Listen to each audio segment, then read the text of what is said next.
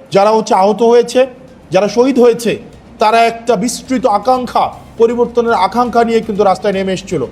প্রাথমিকভাবে একটি চাকরির আন্দোলন ছিল। এই চাকরির আন্দোলনে সবাই কিন্তু চাকরির প্রয়োজন ছিল না, সবার কিন্তু কোটার সংস্কারের প্রয়োজন ছিল না।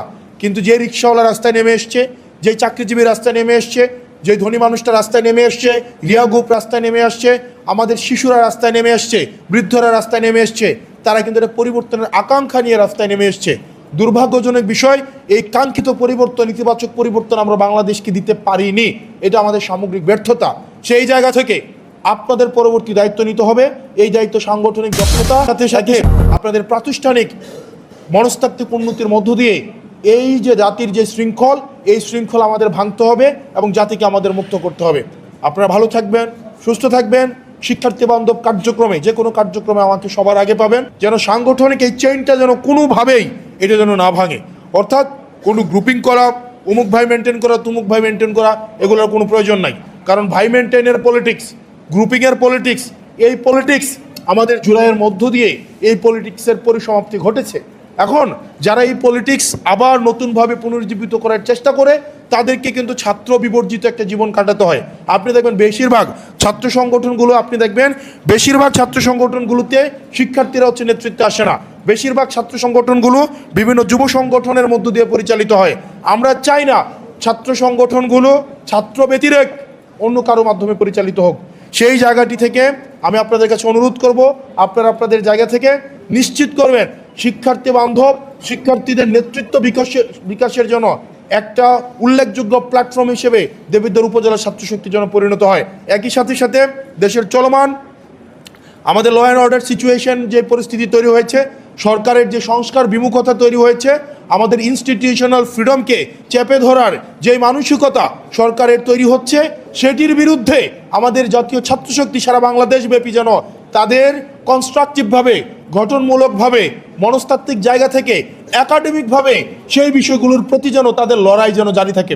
এবং বিচারহীনতার যে সংস্কৃতি বাংলাদেশে আবার যদি তৈরি হওয়ার কোনো ধরনের উপলক্ষ হয়, জাতীয় ছাত্রশক্তি সেটির বিরুদ্ধে যেন আপোষহীন ভূমিকা পালন করে।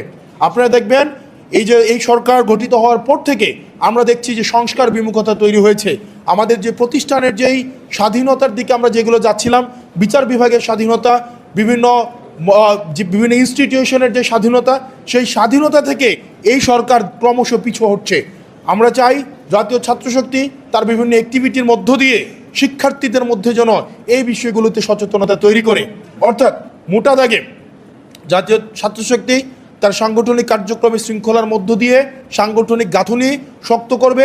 একই সাথে সাথে বিভিন্ন প্রগতিশীল, আধুনিক এবং শিক্ষার্থী বান্ধব কর্মসূচির মধ্য দিয়ে মানুষ এবং শিক্ষার্থীদের আস্থা যেন অর্জন করতে পারে। আমি আপনাদেরকে স্পষ্টভাবে কয়েকটা জায়গায় আমি আমার সীমাবদ্ধতা নিশ্চিত করছি। 1 নম্বর সীমাবদ্ধতা, আপনি যদি মনে করেন আপনার এলাকায় আপনি এই পথ ব্যবহার করার মধ্য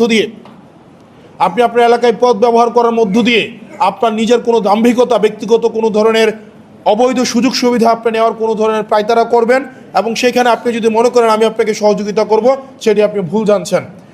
আপনি এটা কখনোই ভাবার সুযোগ নাই। আপনি কোনো ইলিগ্যাল একটা আবদার নিয়ে আপনি থানায় যাবেন এবং সেখানে আপনি আমার পরিচয় ব্যবহার করবেন, আমি সেখানে আপনাকে পৃষ্ঠপোষকতা করব, সেটার কোনো সুযোগ নাই। বরং কোনো নাম পরিচয় ব্যবহার করে আপনারা যদি কোনো ধরনের ইলিগ্যাল কোনো অ্যাক্টিভিটি, ছাত্র বিবর্জিত কোনো অ্যাক্টিভিটিতে আপনারা যুক্ত হন, সেক্ষেত্রে সাংগঠনিক একই সাথে সাথে আইনগত ব্যবস্থা যেন আপনার বিরুদ্ধে নেওয়া হয়, সেটি আমি দাঁড়িয়ে থেকে নিশ্চিত করব। তো মোটা দাগে আমি আবারও বলেছি, এই কমিটিতে পদায়নের মধ্য দিয়ে কিন্তু আপনাকে এম্পাওয়ার করা হয় নাই, বরং আপনাকে আরও বেশি পাওয়ারলেস করা হয়েছে, একই সাথে সাথে আপনাকে অ্যাকাউন্টেবল করা হয়েছে। সেজন্য সমাজ থেকে শুরু করে, শিক্ষা প্রতিষ্ঠান থেকে শুরু করে আপনার প্রতিটি কার্যক্রমে আপনাকে মাথায় রাখতে হবে, এখন আপনার ব্যক্তিগত কার্যক্রমগুলোকেও কিন্তু এখন সাংগঠনিক স্ক্রুটিনির মধ্যে রাখা হবে। এখন একটা ফেসবুকে আপনি একটা মন্তব্য করে কিছুক্ষণ পরে আপনি বলবেন এটা আমার ব্যক্তিগত মন্তব্য, এটা বলার কোনো সুযোগ নাই। কারণ আপনার ব্যক্তিগত মতামত এখন আর রাজনৈতিক মতামত দুইটার মধ্যে আসলে সূক্ষ্ম রেখা বা সীমারেখা টানার ওই অর্থে কোনো সুযোগ নাই। সেজন্য আপনার বক্তব্য, আপনার কথাবার্তা, আপনার ফেসবুক স্ট্যাটাস, আপনার মানুষের সাথে আপনার যোগাযোগ ব্যবস্থা, আপনি কি কথা বলছেন, কি বার্তা দিচ্ছেন, সেই বিষয়গুলোতে আপনাদের সচেতন থাকতে হবে এবং মানুষের কাছে যেন ইতিবাচক একটি বার্তা যায়, সেই বিষয়টি আপনাকে নিশ্চিত করতে হবে।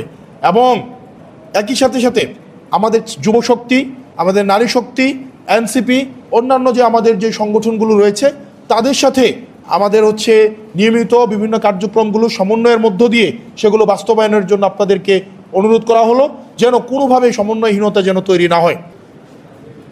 সাংগঠনিক শৃঙ্খলার বিষয়ে আপনাকে মাথায় রাখতে হবে, আমাদের সাংগঠনিক কার্যক্রম দেবিদ্বারের চলমান যতগুলো সাংগঠনিক কার্যক্রম আমরা পরিচালনা করি না কেন, প্রত্যেকটার সফলতা নির্ভর করবে আপনার সংগঠন কতটা ডিসিপ্লিন, কতটা আপনার লিডার আপনাকে যেই ইনস্ট্রাকশন দিচ্ছে সেটা বাস্তবায়নে আপনি কতটা তৎপর।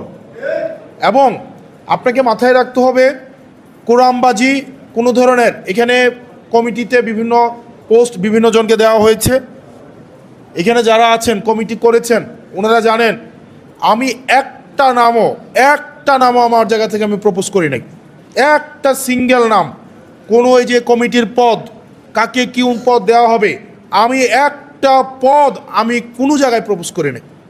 কারণ আমার কাছে মনে হয়েছে যেই দায়িত্বে আসুক না কেন তাকে নিয়ে আমাকে কাজ করতে হবে। এবং আমি এটা বিশ্বাস করি জাতীয় ছাত্রশক্তিতে যারা গত 1.5 বছর ধরে কাজ করে যাচ্ছে তারা ইতিমধ্যেই দেবিদ্বারের যতগুলো উইং আছে সবচেয়ে সফল ভূমিকা রেখেছে জাতীয় ছাত্রশক্তি।